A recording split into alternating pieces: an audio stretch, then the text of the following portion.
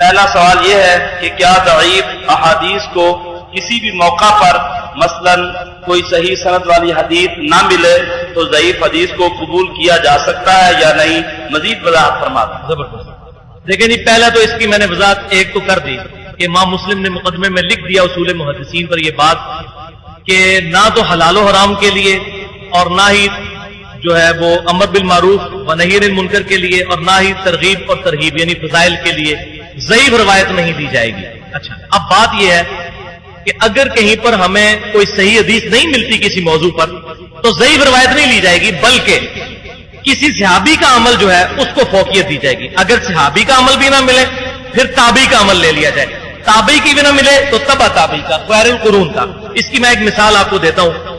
نبی صلی اللہ علیہ وسلم سے مونچھیں صاف کرنا ثابت نہیں، اسی لیے میں بھی نہیں کرتا۔ البتہ صحیح بخاری میں موجود ہے، عبداللہ ابن عمر رضی اللہ تعالیٰ عنہ راوی ہیں اس حدیث کے کہ داڑیاں بڑھاؤ، مونچھیں پست کرو اور یہود و نصارہ کسی شکل نہ بناؤ، اور امام بخاری نے ان کا عمل نقل کیا ہے کہ وہ مونچھیں اتنی پست کرتے تھے کہ کھال کی سفیدی پیچھے سے نظر آتی تھی، کھال کی سفیدی۔ مونچھیں صاف نہیں کرتے تھے عبداللہ ابن عمر، کھال کی سفیدی نظر آتی تھی، پست کر دیتے تھے۔ اور ظاہر حدیث میں مونچھیں پست کرو، ورنہ حضور بھی کہہ سکتے تھے مونچھیں مونڈ دو، کہہ سکتے تھے۔ اچھا، لیکن اس کے خلاف بھی کوئی ایسی بات نہیں ملتی کہ مونڈنے کے خلاف کوئی بات ملتی ہو، عمل بھی نہیں ملتا، نہ نبی صلی اللہ علیہ وسلم کا، نہ کسی صحابی کا، نہ کسی تابعی کا۔ ایک تبع تابعی ہے سفیان بن عیینہ، اہل سنت کے بڑے امام ہیں، 194 ہجری میں فوت ہوئے، یعنی جس سال امام بخاری پیدا ہوئے ہیں اس سال سفیان بن عیینہ فوت ہوئے۔ ان سے ملتا ہے کہ وہ مونچھیں صاف کیا کرتے تھے اس طرح کے ساتھ، لہذا ہم مونچھیں صاف کرنے کو جائز سمجھتے ہیں، تو ضعیف حدیث نہیں لی جائے گی۔ صحیح سند کے ساتھ صحابی، تابعی، تبع تابعی کا اگر قول مل جائے کسی معاملے میں تو لے لیا جائے گا۔ بالکل اسی طریقے سے کسی صحیح حدیث میں یہ بات نہیں ملتی کہ نبی صلی اللہ علیہ وسلم قنوت کیسے پڑھتے تھے وتر کی، سوائے اس کے کہ رکوع سے پہلے پڑھتے تھے، وہ صحیح بخاری میں موجود ہے۔ قنوت نازلہ رکوع کے بعد پڑھتے تھے، لیکن ہمیں 3 تابعین سے المصنف ابن ابی شیبہ میں ملتا ہے کہ 3 تابعین سے، اور یہ شیخ زبیر علی زئی صاحب نے بھی عمل نقل کر دیا ہے کہ وہ جب تیسری رکعت میں ہوتے تھے وتر کی تو وہ سورت ملانے کے بعد اللہ اکبر کہہ کے دوبارہ رفع الیدین کر کے ہاتھ باندھتے تھے اور پھر دعائے قنوت پڑھتے تھے اور پھر اللہ اکبر کہہ کے رکوع میں جاتے تھے۔ لہذا یہ جو ہمارے حنفی بھائی کرتے ہیں جس طریقے سے وتر اگر درمیان کا تشہد چھوڑ دیں تو ان کا وتر بالکل صحیح ہے، لیکن ضعیف روایت نہیں لی جائے گی کیونکہ اس کی تو اوتھینٹسٹی کوئی نہیں ہے۔ تو اسی لیے محدثین نے اس کو پھر کیٹاگرائز کیا کہ موقوف روایت، موقوف وہ حدیث ہوتی ہے جو صحابی سے ثابت ہو، نبی صلی اللہ علیہ وسلم تک مرفوع نہ ہو۔ اس کے بعد مرسل آتی ہے، اسی طریقے سے مقطوع آتی ہے، یہ پوری آگے سے چلتی ہے۔ ضعیف روایت پھر بھی نہیں لی جائے گی، اس میں خطرہ ہے کہ ہم حضور صلی اللہ علیہ وسلم کی طرف کو ایسی بات منسوب کر دیں ہمارا ایمان ہی بیڑا غرق ہو جائے۔ کہتے ہیں برائے مہربانی غامدی اور پرویزی فتنے کے متعلق مختصراً بیان فرمائیں۔ مختصراً تو میں نے پہلے ہی بتا دیا تھا کہ 3 گھنٹے دو منو، میں 10 دینا تو میں نے بارل اس میں بتا دوں ہماری جو ویب سائٹ ہے اہل سنت پاک.com، اس میں میرے 2.5 گھنٹے کے لیکچر رکھے ہوئے ہیں، ضعیف الاسناد حدیث کے فتنے کا تحقیقی جائزہ اور منکرین حدیث کے فتنے کا تحقیقی جائزہ۔ اگر کسی کو شوق ہے تو وہاں سے مسئلہ نمبر 35 اور 36 وہ ویڈیوز دیکھ سکتے ہیں۔ کہتے ہیں کیا وہ مکمل طور پر احادیث کے منکر ہیں یا کچھ احادیث کو مانتے بھی ہیں؟ غلام پرویز تو جی دور حاضر میں دجالیت کا پیشوا ہے۔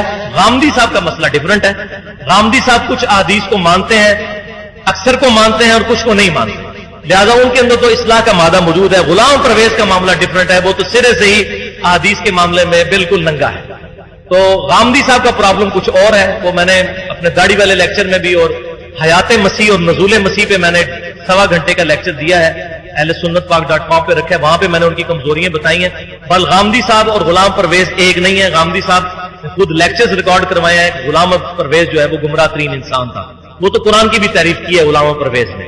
امام بخاری رحمہ اللہ نے صحیح البخاری کو لکھا جس میں تمام احادیث الحمدللہ ٹھیک ہیں، پھر امام بخاری نے ضعیف احادیث کے لیے اتنی محنت کیوں کی اور الادب المفرد کتاب کو کیوں لکھا؟ وضاحت فرما۔ ہاں جی، پہلی بات یہ ہے کہ یہ بھی بات آپ کے لیے بڑی اسٹانشنگ ہوگی کہ بخاری اور مسلم میں جتنی احادیث ہے نا وہ صحیح ہے۔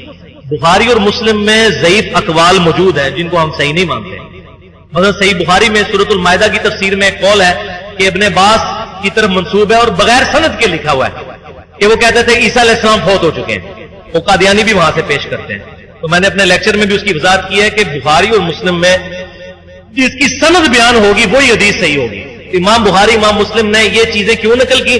اب اس کے لیے آدھا گھنٹہ پورا چاہیے کہ اس طریقے سے انہوں نے چیزیں کیوں لکھنی پڑی. انہوں نے نالج کو ایک جگہ جمع کیا ہے. اگر نہ لکھتے تو لوگوں نے کہنا تھا ان لوگوں نے جان بوجھ کے سکپ کر دیا, لیکن انہوں نے ہی الگ سے کتابیں لکھ دی جج کرنے کی.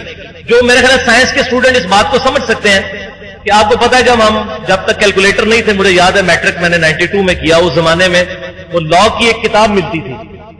لاگ کا سوال ایک جگہ سے حل کرتے تھے تو وہ ویلیوز لاگ میں سے جا کے دیکھنی ہوتی تھی. اسی طریقے سے بخاری اور مسلم کے علاوہ جتنی حدیث کی کتابیں ہیں, چاہے کسی امام نے لکھی ہیں, انہوں نے الگ سے اپنی اصول محدثین کی کتابیں بھی لکھی ہیں. تاریخ کبیر لکھی ہے امام بخاری نے, جس میں انہوں نے سارے ضعیف راویوں کو بیان کیا ہے. تو لاگ کا وہ فارمولہ وہاں سے چیک کریں گے کہ اس پہ پورا اترتا ہے کہ نہیں. نقل کیوں کی؟ تاکہ ذخیرہ ایک جگہ جمع ہو جائے, یہ اس کی ریزن تھی جمع کرنے.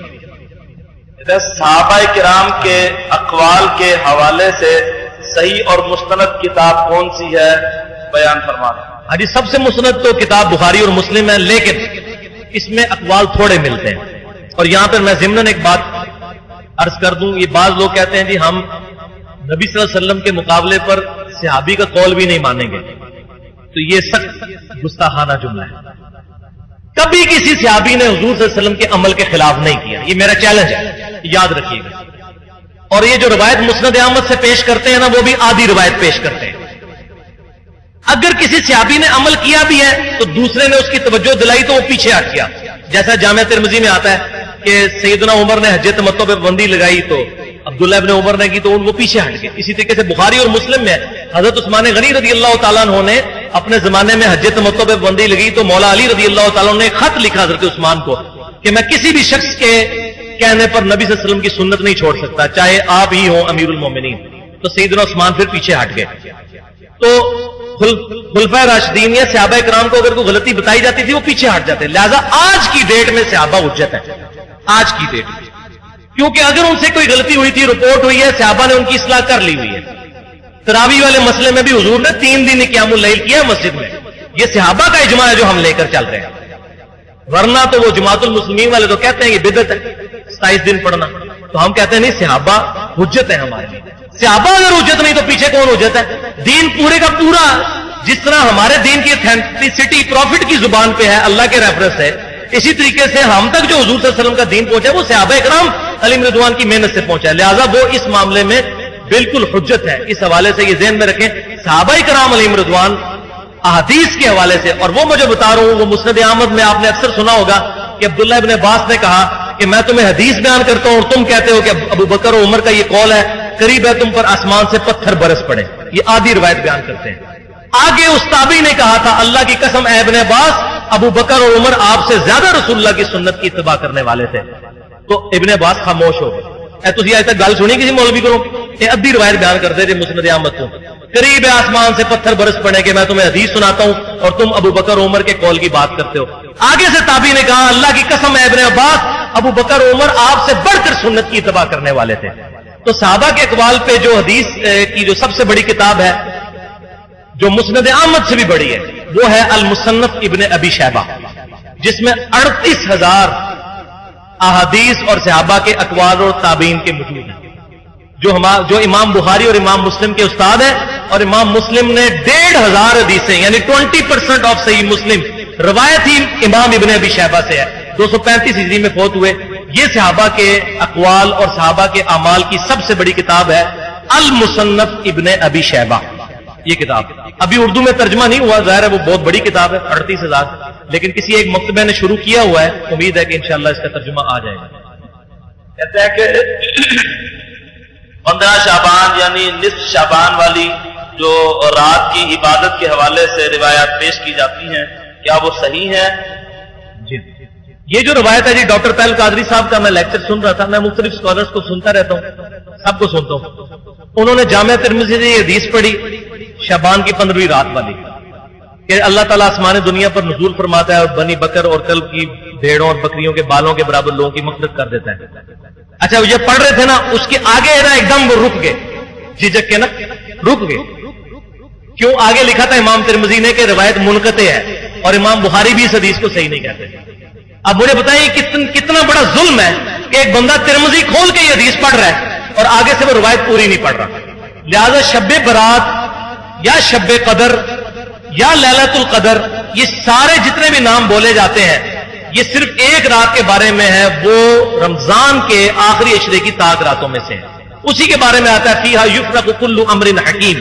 یہ کہتے ہیں رزق بانٹ دیے، یہ سارے کام جو ہوتے ہیں نا جی، پتے کٹ جاتے ہیں، یہ سب کچھ ہوتا ہے، وہ اللہ تعالیٰ کے فیصلے ہوتے ہیں شب قدر میں، جو انشاءاللہ رمضان کے آخری عشرے کی طاق راتوں میں آئے گی. یہ ساری فضیلتیں اس کی ہیں. باقی جتنی حدیثیں بیان ہوئی ہیں، اور شیخ البانی بھی اس معاملے میں دھوکہ کھا گئے، انہوں نے بھی سنن ابن ماجہ کی ایک روایت کو صحیح کہہ دیا.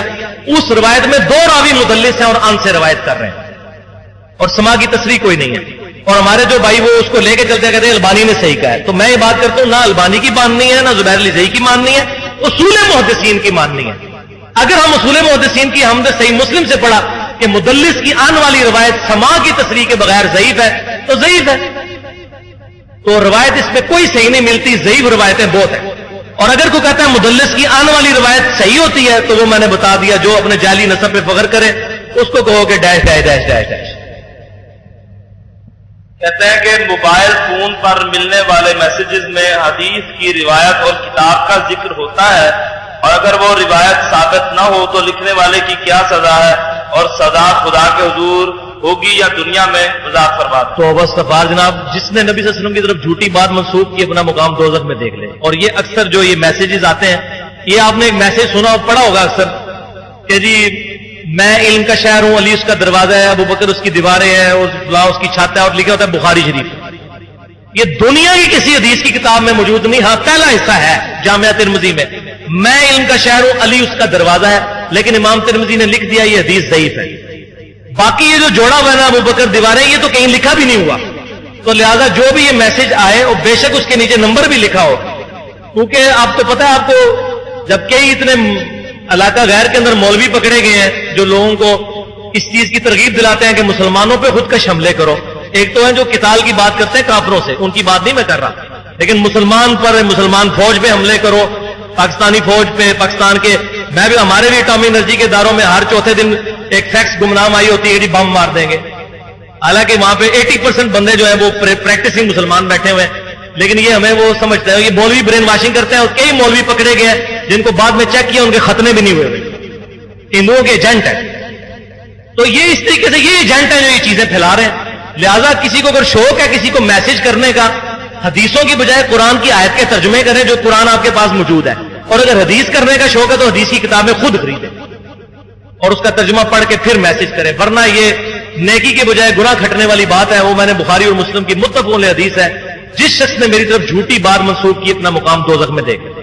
بولے اعوذ باللہ تعالی. کہتے ہیں کہ کیا امام ابو حنیفہ رحمہ اللہ سے کوئی احادیث کا مجموعہ جو ہے وہ جمع کیا ہوا وہ موجود ہے کہ نہیں؟ وضاحت فرما دیں. امام حنیفہ رحمۃ اللہ علیہ سے ڈائریکٹلی تو کوئی مجموعہ ان سے اپنا لکھا ہوا موجود نہیں ہے، لیکن ان کے ایک شاگرد ہیں امام محمد، جنہوں نے موطا امام محمد لکھی ہے، اور اس میں انہوں نے کچھ اپنے استاد سے فتوے نقل کیے ہیں. لیکن مسئلہ یہ ہے کہ امام محمد جو ہے وہ محدثین کے نزدیک کذاب راوی ہیں، ایکسیپٹیبل نہیں ہے.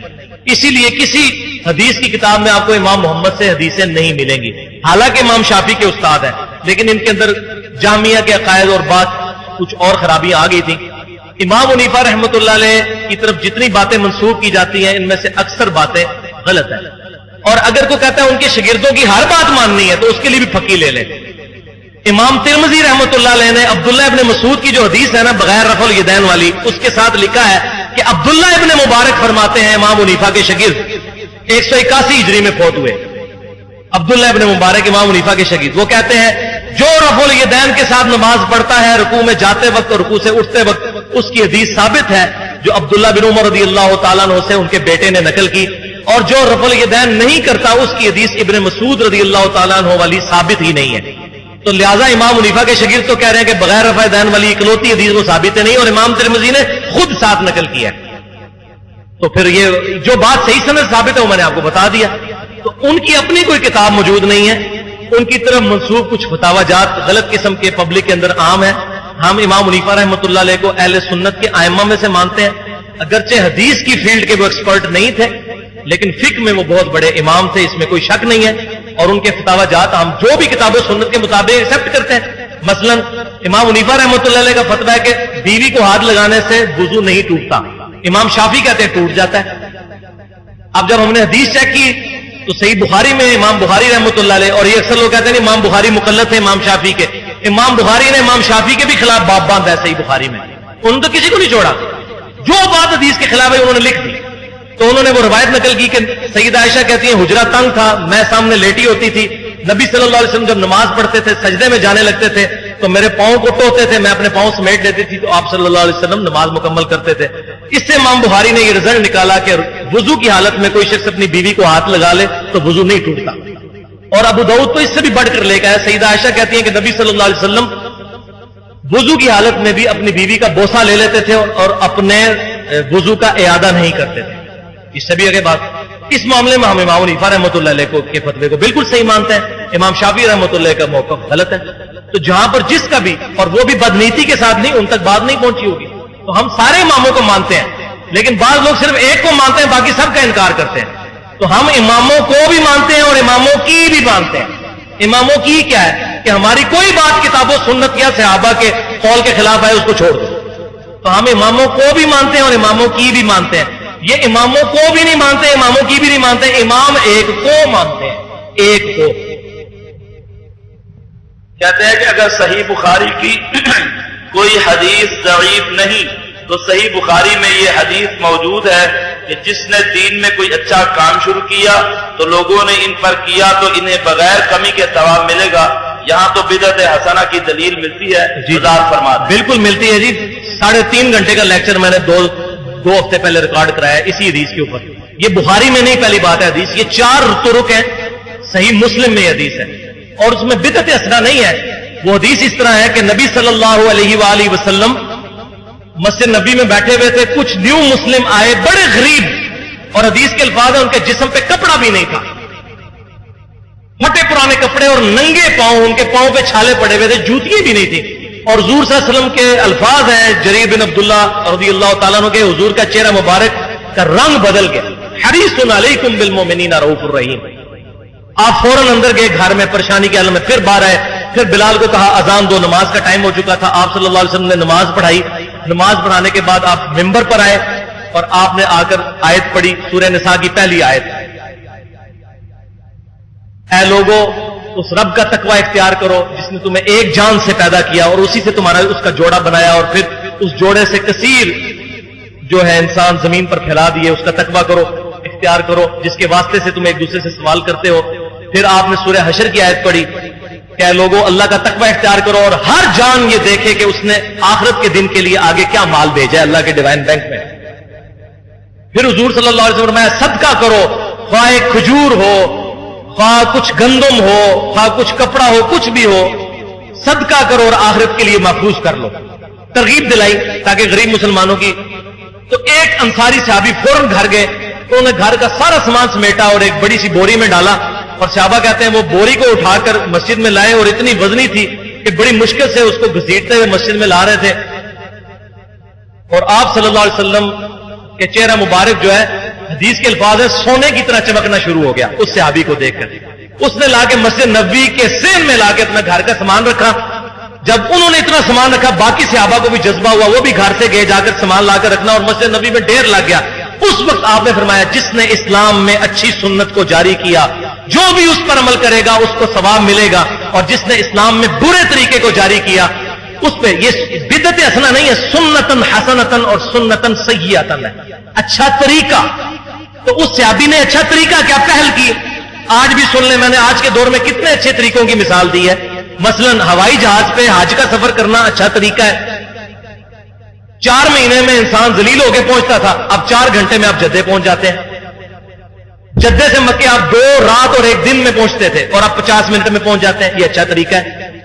اسی طریقے سے ہم نے یہاں پہ جو درس ارینج کیا یہ اچھا طریقہ ہے۔ اچھے طریقے ہو سکتے ہیں اسلام میں، قیامت تک کے لیے ہی تو اجتہاد کی خوبصورتی ہے کہ اچھے طریقے اسلام میں۔ اسی طریقے سے قرآن پاک کو CD پہ رائٹ کرنا۔ اب میرے پاس جو مکتبہ تو شاملہ سافٹ ویئر ہے، اگر وہ کتابیں خریدوں تو کروڑوں روپیہ چاہیے، اور وہ مفت سافٹ ویئر اویلیبل ہے، اور کروڑوں روپے کی کتابیں آپ لے کے بھی حدیث نہیں ڈھونڈ سکتے۔ اس میں آپ جناب ایک لفظ عربی کا لکھے تو حدیث سامنے آ جاتی، دنیا کی کسی کتاب میں لکھی ہو۔ اب مجھے بتائیے، جس بندے نے یہ مدینہ یونیورسٹی کے لوگوں نے جو یہ سافٹ ویئر بنایا، یہ اسلام میں اچھا طریقہ ہے؟ اسی طریقے سے آپ نے یہ تلاوت چلائی تھی، اب یہ مراج الدین خان نے جو اردو ترجمہ، اب یہ نبی صلی اللہ علیہ وسلم نے تو یہ کام نہیں کیا کہ عربی اور اردو، لیکن یہ اچھا طریقہ ہے اسلام میں، اچھا طریقہ جس سے دین کی اصل میں کوئی فرق نہ پڑے، کیونکہ الفاظ ہے من احدث فی امرنا ھذا ما لیس منہ فہو رد، جس نے ہمارے دین میں ایسی چیز داخل کی جس کی اصل اس میں موجود نہیں۔ اگر اصل دین میں موجود ہے بدعت نہیں۔ تراویح کی اصل دین میں موجود تھی کہ 3 دن حضور نے پڑھی، صحابہ کرام نے اس کو رینیو کر دیا، اصل موجود تھی اور اس کو رینیو کر دیا۔ تو یہ سنت حسنہ اور سنت سیئہ ہے، نہ کہ بدعت حسنہ اور بدعت سیئہ۔ ٹھیک ہے، کہتے ہیں امام بخاری رحمہ اللہ نبی کریم صلی اللہ علیہ وسلم سے کتنی دیر بعد دنیا میں تشریف لائے؟ 194 ہجری میں پیدا ہوئے ہیں تو سمجھ لیں 183 سال کے بعد۔ تو میں نے بتا بھی دیا اس میں کہ 210 سال کے بعد صحیح بخاری جمع ہوئی ہے، لیکن انہوں نے پوری اسناد بیان کی ہیں نبی صلی اللہ علیہ وسلم تک۔ اور یہ بھی بات سمجھ لیں کہ پہلے کیوں نہیں کتابیں اس طریقے سے لکھی گئیں سوائے الموطا امام مالک کے یا کچھ صحابہ کے ریٹن نوٹس تھے، کیونکہ صحابہ کو تو ڈائریکٹ تابعین دیکھتے تھے، ان کو تو کتاب لکھنے کی ضرورت ہی نہیں تھی، اور تابعین کو تبع تابعین دیکھتے تھے۔ پھر یہ بعد کے عرصے میں جب یہ دنیا سے لوگ جانے لگے اور یہ زمانہ دور ہونے لگا تو پھر ان کے انہی سنتوں کو جو عملی تواتر سے تھی وہ جمع کی گئی۔ ابھی بھی کئی چیزیں عملی تواتر سے امت میں چل رہی ہیں جو کسی حدیث کی کتاب میں صحیح چیزیں موجود نہیں۔ مثلا یہ کہیں صحیح حدیث موجود نہیں ہے کہ بچہ پیدا ہو تو اس کے کان میں اذان دیں، ایک حدیث ہے ترمذی میں، لیکن اس میں ایک مدلس راوی ہے، لیکن امت کا اجماع ہے۔ اسی طریقے سے یہ کوئی حدیث نہیں موجود ہے کہ مردے کو قبلہ رخ دفنایا جائے گا، لیکن مسلمانوں کا عملی تواتر اور اجماع موجود ہے۔ اسی طریقے سے رکوع کے بعد ہاتھ چھوڑنا، اس پہ مسلمانوں کا عملی تواتر ہے۔ یہ سوائے سعودی عرب کے 2-4 مولویوں نے یہ کام شروع کیا ہے، ورنہ پوری امت کا اجماع ہے کہ رکوع کے بعد ہاتھ چھوڑے جائیں گے۔ بخاری مسلم میں واضح موجود ہے کہ نبی صلی اللہ علیہ وسلم جب رکوع کے بعد کھڑے ہوتے تو بالکل سیدھے کھڑے ہو جاتے، یہاں تک کہ ہر ہڈی اپنی اصلی جگہ پر آتی جو اس کی جگہ تھی۔ یہ تو ایک علیحدہ سے بحث ہے۔ تو کئی چیزیں عملی تواتر سے مسلمانوں کی چل رہی ہیں، کوئی حدیث موجود نہیں ہے۔ تو عملی تواتر مسلمانوں کا خود اس وقت بڑا مضبوط تھا، اور جب یہ تابعین تبع تابعین فوت ہونا شروع ہوئے تو اسناد کے ساتھ حدیثیں جمع کی گئی۔ کہتے ہیں جب قرآن کریم کا لب لباب اس کی سطح پر آسان الفاظ میں موجود ہے تو احادیث سے ایک عام آدمی کے ذہن میں مسئلے پیدا کرنے کی کیا ضرورت ہے؟ اگر ضروری ہوتا تو خود نبی کریم صلی اللہ علیہ وسلم اپنی زندگی میں احادیث کی کتب مرتب فرما دیتے یا کروا دیتے۔ اس کا آج وہ 1 گھنٹہ لگا جھگڑے حل کرنے میں، اس وقت میں قرآنی محکمات لوگوں میں سمجھا دیے جاتے تو زیادہ فائدہ مند ہوتا۔ ٹھیک ہے، میرے کے لیے یہ سوال اتنا سخت ہے کہ اس کا جواب پہلے پھکی والا آنا چاہیے۔ حدیثوں کو تو چھوڑ دیں، قرآن میں لکھا ہے ایاک نعبد و ایاک نستعین، آسان ہے نا قرآن؟ تو پاکستان میں 80% لوگ اس آیت کے خلاف چل رہے ہیں، یا علی مدد کہتے ہیں، تو قرآن میں بھی جھگڑا آ گیا کہ نہیں؟ تو جس نے بدنیتی سے حاصل کرنا ہے علم، اس نے قرآن سے بھی پہلا صفحہ ہی نہیں اس کو سمجھ آ رہا۔ خود نماز میں کوئی بھی غلط عقیدہ نہیں رکھتا۔ میں نہیں سمجھتا یا علی مدد کہنے کی وجہ سے میں کسی کو وہ کافر ہو گیا، لیکن یہ اس کے عقیدے میں جزوی شرک تو موجود ہے، اہل قبلہ ہے، مسلمان ہے، تعویل کی غلطی لگی ہوئی ہے، لیکن یہ جزوی شرک تو موجود ہے۔ تو اگر یہ قرآن پاک اتنا آسان ہے، بالکل ہے، ہم بھی کہتے ہیں قرآن پاک کو عقائد کے اعتبار سے کسی حدیث کی بھی ضرورت نہیں تفسیر کے لیے، لیکن جب قرآن خود ہی کہ حدیث کی طرف جاؤ تو پھر کیا کریں گے؟ من یطع الرسول فقد اطاع اللہ، جس نے رسول کی اطاعت کی اس نے اللہ کی اطاعت کی۔ اب رسول اللہ صلی اللہ علیہ وسلم پریکٹیکلی ہمارے سامنے تو موجود نہیں ہے۔ آپ صلی اللہ علیہ وسلم کے اعمال کچھ تو قرآن کے ذریعے نقل ہوئے، کچھ احادیث کے ذریعے۔ قرآن پاک میں آیا کہ جب جمعے کے دن اذان دی جائے تو مسجد کی طرف لپکو۔ اذان کے الفاظ ہیں قرآن میں، کہاں سے ملیں گے؟ سنت سے، عملی تواتر سے بھی، اور یہ بھی بات صحیح ہے، ہم عملی تواتر کو بھی مانتے ہیں، لیکن ایک طرف احادیث ریٹن فارم میں موجود ہیں اور دوسری طرف چند لوگ کچھ چیزوں کو سنت کا نام دے دیتے ہیں، یہ بھی سنت ہے، تو آخر کسی ٹیکسٹ بک سے تو چیک کرنا ہوگا۔ تو الحمدللہ احادیث کی وجہ سے قرآن پاک کو کوئی نقصان نہیں پہنچا، الحمدللہ۔ آج یہ مزے کی بات میں آپ کو بتا دوں، قرآن کو آج بھی صرف وہی مان رہے ہیں جو حدیثوں کی پرچار کرنے والے ہیں۔ باقی جتنے لوگ حدیثوں سے الرجک ہیں نا، اور وہ اپنے اپنے بزرگوں کے پیچھے لگے ہوئے ہیں، ان کے عقیدے قرآن کے مطابق نہیں ہے، نہ عقیدہ توحید ان کا قرآن کے مطابق ہے، نہ اللہ کی اسماء و صفات قرآن کے مطابق ہے۔ یہ اللہ تعالیٰ نے الحمدللہ ایک گروہ قیامت تک حق پر قائم رکھنا ہے انشاءاللہ، بخاری اور مسلم کی حدیث ہے، اور وہی گروہ ہے، اسی نے قرآن کو پکڑا ہوا ہے، اسی نے حدیث کو پکڑا ہوا ہے الحمدللہ۔ تو حدیث کے پکڑنے والے جتنے ہیں ان میں کوئی آپ نہیں دیکھیں گے جو حدیث کا نام لیتے ہو اور ان کے عقیدے کے اندر کوئی شرک قرآن پاک کے خلاف کوئی عقیدہ پایا جاتا ہو الحمدللہ۔ باقی یہ جو دوسرے لوگ ہیں ان کے اندر خرابیاں موجود ہیں، ان کی اصلاح کرنی چاہیے فتویٰ بازی کے بغیر۔ عورت کا اعتکاف مسجد میں ہوتا ہے یا گھر میں ہو جاتا ہے؟ قرآن و سنت کی روشنی میں بتا۔ حجی قرآن پاک میں رکوع نمبر 23 جو سورۃ البقرہ میں ہے، جو پورا رکوع ہے 6 آیات پہ رمضان کے بارے میں، شہر رمضان الذی انزل فیہ القرآن، اور اس کے آگے آیات چلتی ہیں کہ جب تم مسجدوں میں اعتکاف کر رہے ہو اس وقت اپنی بیویوں سے صحبت نہ کرو۔ کیا مطلب ہے؟ ہم اعتکاف چھوڑ کے گھر آئیں گے صحبت کرنے کے لیے؟ مسجد کے اندر بخاری اور مسلم میں موجود ہے امہات المومنین کے خیمے بھی مسجد میں لگتے تھے۔ تو اعتکاف کرنا تو واجب نہیں ہے، نہ کوئی ایسی سنت ہے کہ جس پہ عمل نہ کیا تو گناہگار ہو جائے گا، عورتوں کے لیے خصوصاً۔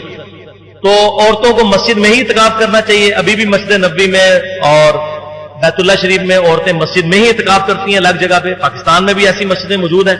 گھر میں اعتکاف کرنا کوئی ثابت نہیں ہے، لہذا عورتیں اگر اعتکاف کرنا چاہتی ہیں تو مسجد میں کریں، اور وہ بھی اس صورت میں اگر پوری جو ہے وہ سیکیورٹی اویلیبل ہو، ادروائز میں تو کبھی اپنی بیوی کو اجازت نہیں دوں گا کہ مسجد میں اعتکاف کریں، اب جو حالات آج کل کے چل رہے ہیں، کیونکہ کوئی ایک مستحب کام کے پیچھے جو ہے کوئی اور معاملہ کھڑا نہ ہو۔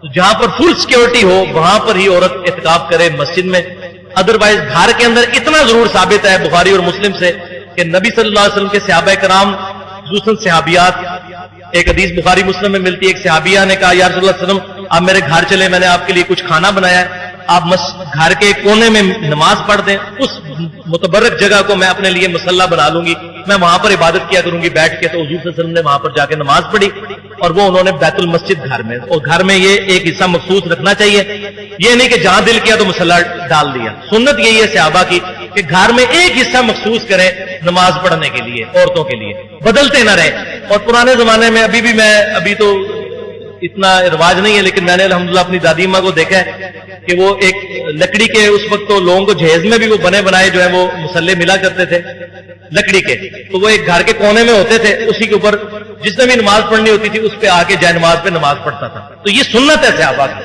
بخاری اور مسلم سے ثابت ہے۔ اعتکاف ثابت نہیں گھر میں، ویسے ایک کونے میں بیٹھ کے جتنی مرضی عبادت کریں۔ تقریباً 80% علماء کرام جدید سائنس کے خلاف ہیں، آخر اس کی کیا وجہ ہے؟ علماء کرائم جو ہے وہ خلاف ہے، علماء کرام کوئی خلاف نہیں ہے۔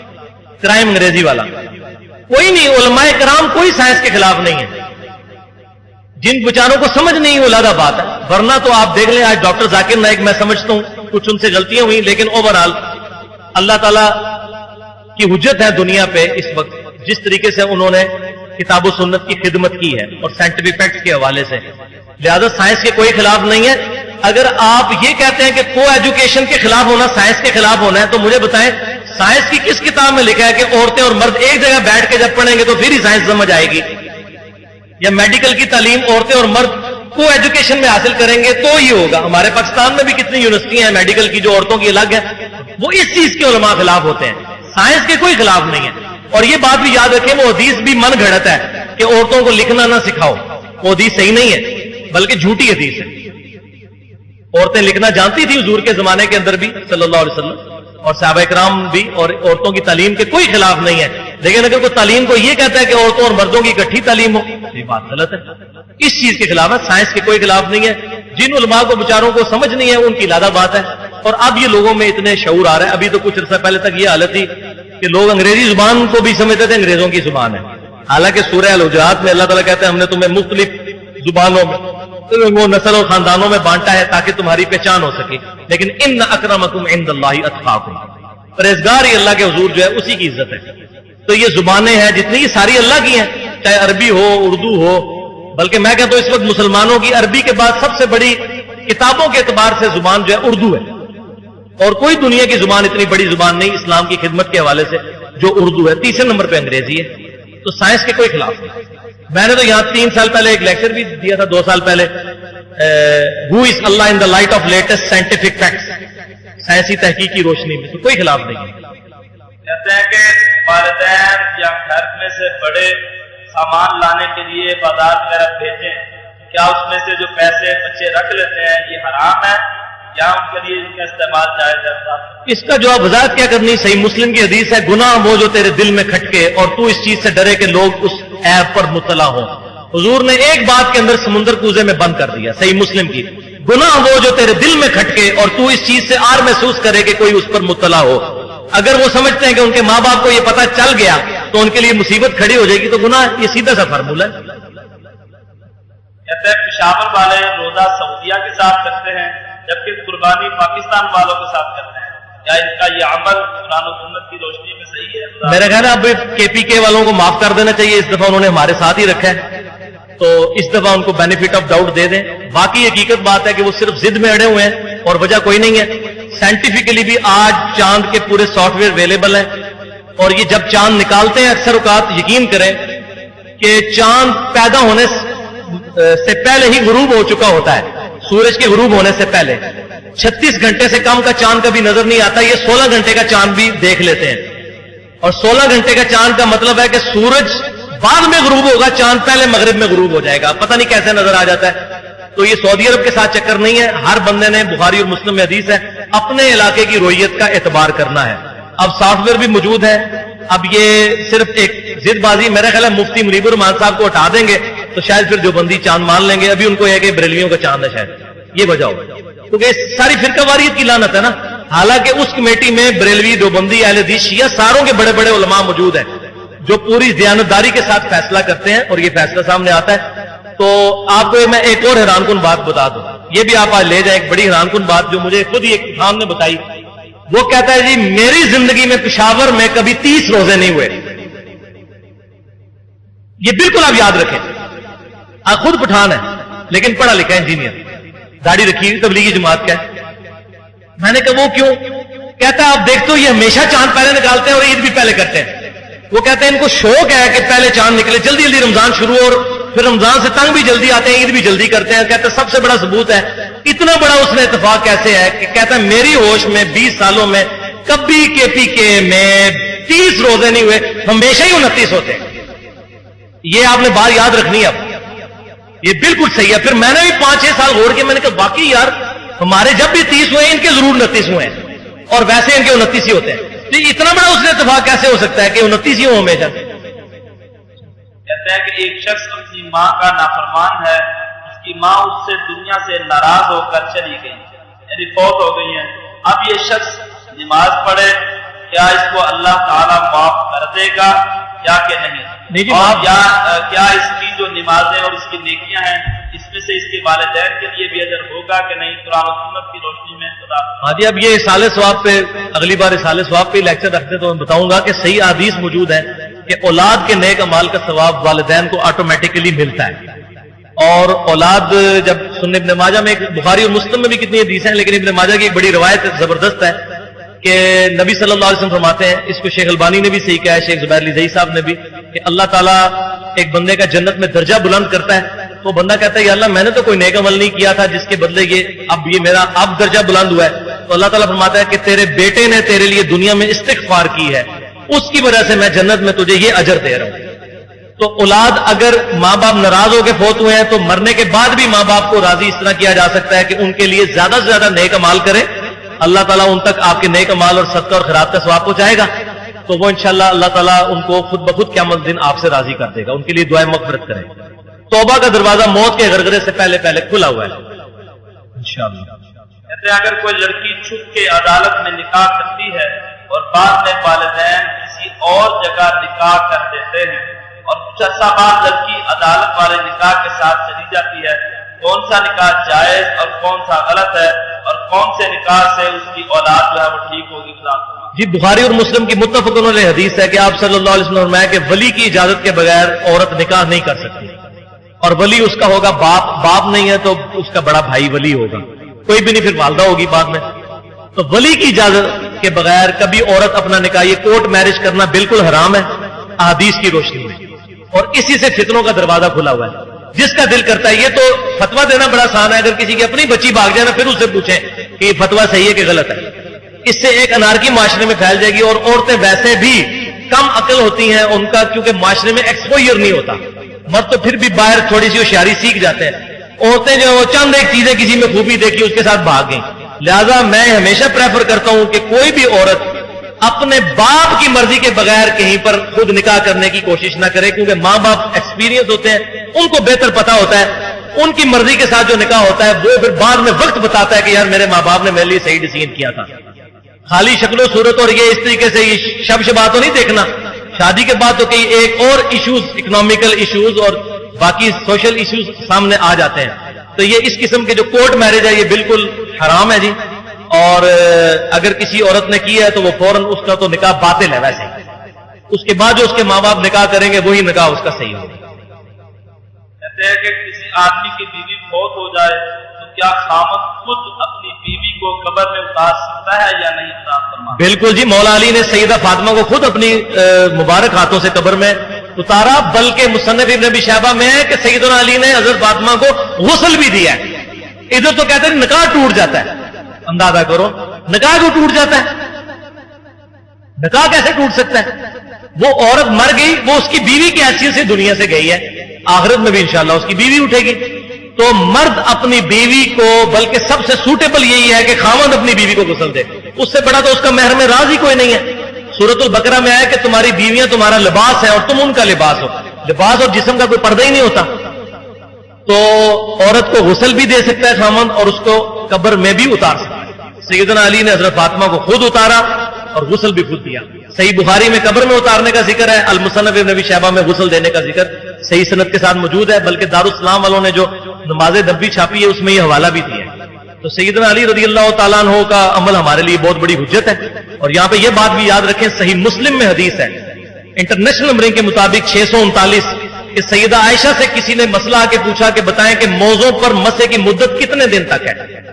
تو سیدہ عائشہ نے کہا کہ علی سے جا کر پوچھو, وہ مجھ سے بڑے عالم ہیں, وہ رسول اللہ کی مجھ سے زیادہ قربت میں تھے, حضور کے ساتھ سفر میں رہتے تھے, وہ تمہیں بتائیں گے. علی ابن ابی طالب. تو وہ تابعی پھر علی ابن ابی طالب کے پاس آئے تو انہوں نے کہا ہاں ہم نبی صلی اللہ علیہ وسلم کے ساتھ سفر میں ہوتے تھے تو موضوع پر مسح کے لیے نبی صلی اللہ علیہ وسلم نے مسافر کے لیے 3 دن اور 3 رات اور مقیم کے لیے 1 دن اور 1 رات یعنی 5 نمازوں تک کے لیے مسح کی اجازت دی ہے. تو سیدنا علی اس امت میں وہ بڑے عالم ہیں کہ اتنے صحابہ کی استاد حضرت عائشہ جب ان کو مسئلہ نہیں پتا ہوتا تھا تو وہ کہتی تھی علی بن ابی طالب کے پاس. تو یہ بتا دیں کہ جو لوگوں نے کلمے کے نمبر بنا دیے ہیں, یعنی 1 نمبر کلمہ 2 3 4 5 6, کیا یہ قرآن و سنت سے ثابت ہے؟ پہلے 4 جو کلمے ہیں جی نمبرنگ کے بغیر وہ ثابت ہے. پہلا کلمہ تو صحیح مسلم میں موجود ہے. اکثر کہتے ہیں یہ پہلا کلمہ ہے ہی نہیں. صحیح مسلم کی جو مقدمے کے بعد پہلی حدیث جبرائیل ہے اس میں الفاظ ہے. جب وہ حضرت جبرائیل پوچھتے ہیں کہ بتائیے کہ اسلام کیا ہے, تو آپ صلی اللہ علیہ وسلم نے فرمایا کہ اسلام یہ ہے کہ تم گواہی دو لا الہ الا اللہ وان محمد رسول اللہ. انا تو ہے وہ اس کی تاکید کے لیے, باقی لا الہ الا اللہ محمد رسول اللہ کلمہ موجود ہے, پہلا کلمہ. دوسرا کلمہ بھی صحیح مسلم میں ہے کہ جو بندہ وضو کے بعد دعا پڑھ لے اشہد ان لا الہ الا اللہ وحدہ لا شریک لہ واشہد ان محمدا عبدہ ورسولہ, تو اللہ تعالیٰ جنت کے 8 دروازے اس کے لیے کھول دے گا. تیسرا کلمہ صحیح بخاری کے اندر موجود ہے تہجد کی دعاؤں میں, سبحان اللہ والحمد للہ ولا الہ الا اللہ واللہ اکبر ولا حول ولا قوۃ الا باللہ العلی العظیم.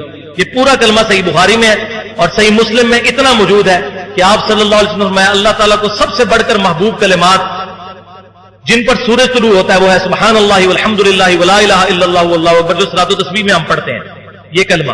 اور اگلے الفاظ لا حول ولا قوۃ الا باللہ پورا کلمہ یہ تیسرا والا جو ہے جس کو کہتے ہیں وہ صحیح بخاری میں موجود ہے. چوتھا کلمہ صحیح بخاری مسلم دونوں میں موجود ہے لا الہ الا اللہ وحدہ لا شریک لہ لہ الملک وله الحمد وهو على كل شيء قدیر. اور جو باقی الفاظ ہیں وہ ترمذی اور مسند احمد میں بیدہ الخیر یحیی و یمیت وهو على كل شيء قدیر. تو یہ چاروں کلمات ہیں. یہ کلمے وہ والے کلمات سے مراد ہے آپ صلی اللہ علیہ وسلم کے اذکار ہیں.